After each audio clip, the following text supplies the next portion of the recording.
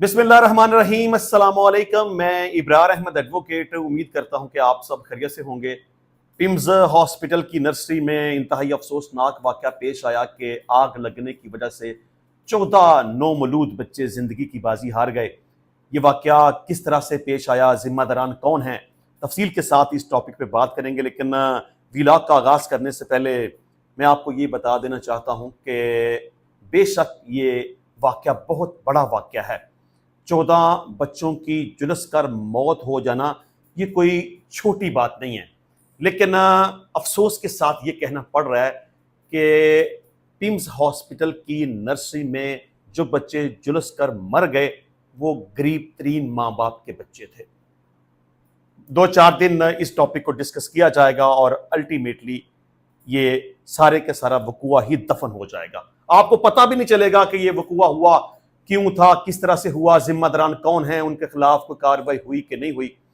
आप ये समझ लें कि ये वाकया अपनी मौत आप ही मर जाएगा और जो उन बच्चों के वालिदैन हैं, उनके वारसान हैं, हुकूमत की तरफ से उन्हें 2-4-5 लाख रुपया दे दिया जाएगा और बात खत्म हो जाएगी।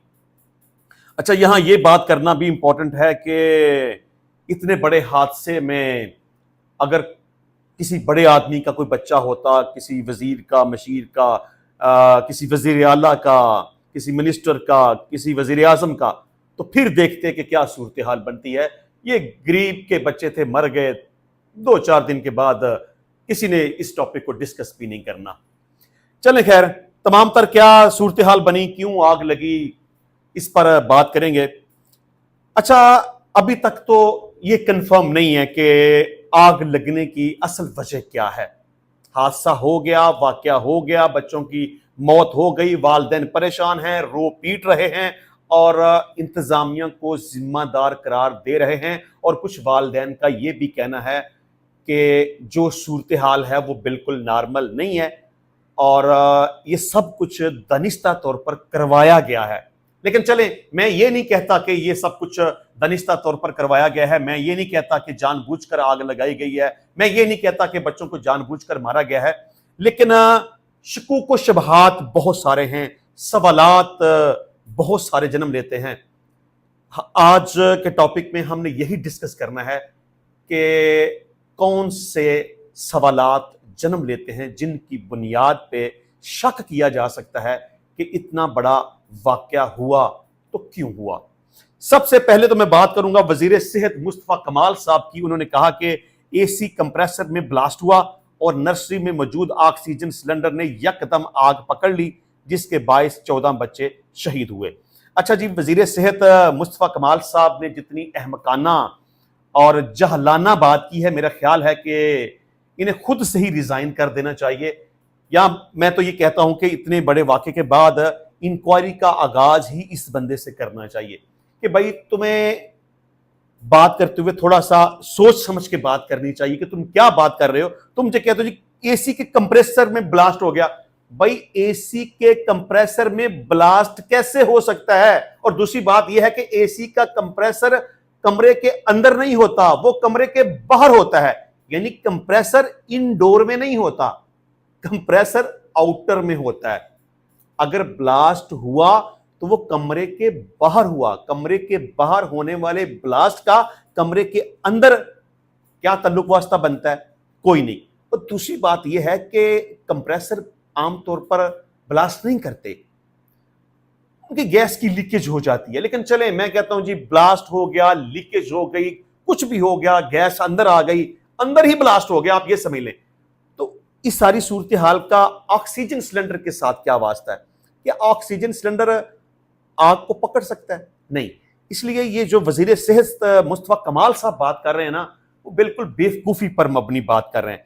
अच्छा, एक तरफ मुस्तफा कमाल साहब का मौकफ है बेवकूफी पर मबनी और दूसरी तरफ तारक फजल चौधरी साहब हैं, उनकी स्टेटमेंट इससे बिल्कुल हट के। वो कहते हैं कि अमवात वार्ड में धुआं भरने और दम घुटने से हुई, शॉर्ट सर्किट की वजह से आग लग गई, गैस लाइन और प्लास्टिक के आलात की वजह से आग फैली। देखें जी, अब उस तरफ स्टेटमेंट कुछ और है और इस तरफ स्टेटमेंट कुछ और है। अब हम अगर बात करें वहां पर मौजूद वालिदैन के हवाले से, वो कहते हैं कि पिम्स ہسپتال میں لگنے والی آگ کو بجھانے کے لیے فائر بریگیڈ اور ایمبولینس 1 گھنٹے بعد آئیں. کوئی بچے کو بچانے والا نہیں تھا. لوگوں نے اپنی مدد آپ کے تحت آگ بجھانے کی کوشش کی. اچھا، اس کے علاوہ دوسری خبر یہ سن لے کہ پیمز ہسپتال کے ایمرجنسی ایگزٹ اور ایگزٹ گیٹس بند تھے. ہنگامی صورتحال میں الارم سسٹم بھی فعال نہیں تھا. ہسپتال میں ہنگامی صورتحال سے نمٹنے اور مریضوں اور عملے کے فوری انخلاء کے لیے کوئی مؤثر اور مربوط حفاظتی پلان موجود نہیں تھا.